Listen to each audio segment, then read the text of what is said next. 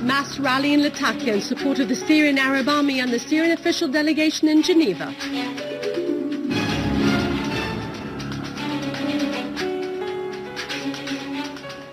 Huge demonstrations in Turkey demanding Erdogan's resignation after his government's decision to restrict the freedom of the internet.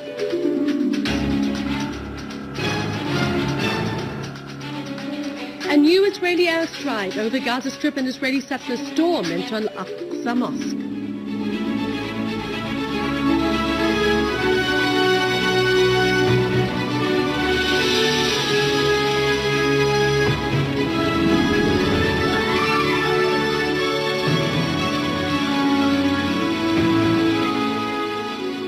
Good afternoon, welcome to News Bulletin. I'm Daniel Nizam. Thousands of Latakia residents and displaced families who came into the city took to the streets in a huge march supporting the Syrian Arab Army and the Syrian official delegation in Geneva. The marchers held the Syrian flags and banners asserting their appreciation of the sacrifices made by the Syrian Arab soldiers in the face of the conspiracy. The participants also expressed adherence to the national unity and territorial integrity in the face of foreign interference.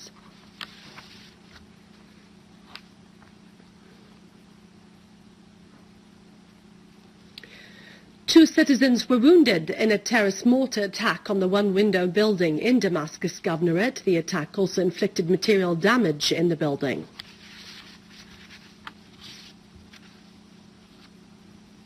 Units of the Syrian Arab Army continue to pursue the armed terrorist groups in al-Zara and Homs countryside, killing many terrorists. In Iraq, 10 police and army personnel were killed in two separate attacks, the first of which was in Al-Zara city, where armed terrorist men who belonged to the Islamic State of Iraq and the Sham attacked the policemen and killed 6 of them. The policemen were guarding a playground under construction near Al-Zara city in Salah ad-Din governorate. A police source said that 4 soldiers were also killed and 2 were injured in a terrorist explosion that targeted an army gathering in Ramadi city in Al-Anbar governorate. In occupied Palestine, 2 young men were injured due to an air raid carried out by the Israeli occupation airplanes over Deir al-Balah in the middle of Gaza Strip. The Israeli airplanes targeted a motorcycle that was parked near Shuhada al-Aqsa hospital to the north of the city by a rocket, which caused a serious injury to one Palestinian and led to the amputation of his leg. Also, one of the passerbys was injured. On the other hand, Zionist settlers stormed into al-Aqsa Mosque from Bab al-Maghariba side, backed by the Israeli occupation forces.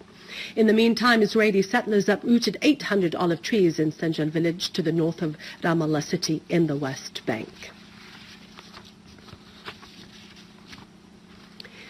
Egyptian Minister of Defense Field Marshal Abdel Fattah al-Sisi has asserted that Egypt, people and army were able to uproot extremism and terrorism, underlining that the terrorist attacks will not undermine the unwavering will and determination of the Egyptian people. Al-Sisi further added that Egypt needed the efforts of all the Egyptians who should work hand in hand to realize stability and security. He went on to say that the Egyptian people have the free will to take decisions and to elect the right person as a president, referring to the upcoming presidential elections.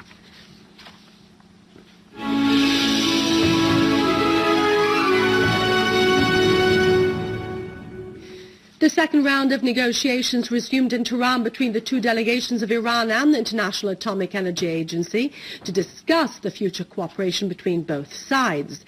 The 2 sides discussed ways to implement the signed agreement between the head of the Iranian Atomic Energy Organization, Ali Akbar Salehi, and the General Director of the International Atomic Energy Agency, which includes 6 items.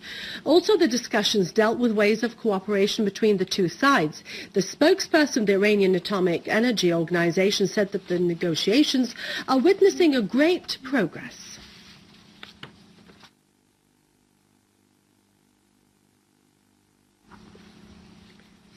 In Turkey, the government of Recep Tayyip Erdogan started enforcing a law that allows internet restrictions before getting the ratification of President Abdullah Gül, triggering huge demonstrations by the Turkish people. Thousands of people protested in Taksim Square demanding the resignation of Erdogan, who has repeatedly violated the Turkish constitution. Demonstrators denounced the legislation which allows blocking of photos, TV footages and sound bites which reveal Erdogan's involvement in corruption. The demonstrations grew into clashes between protesters and Erdogan's police, who blocked the streets leading to Kinsey Park. Policemen used water hoses, tear gas and rubber bullets, injuring hundreds of protesters, including children. That ends the news bulletin for today. Thank you for watching us. After the break, it's Vani with our economic news. You can view this bulletin again on SyriaOnline.sy. God bless Syria. Good day.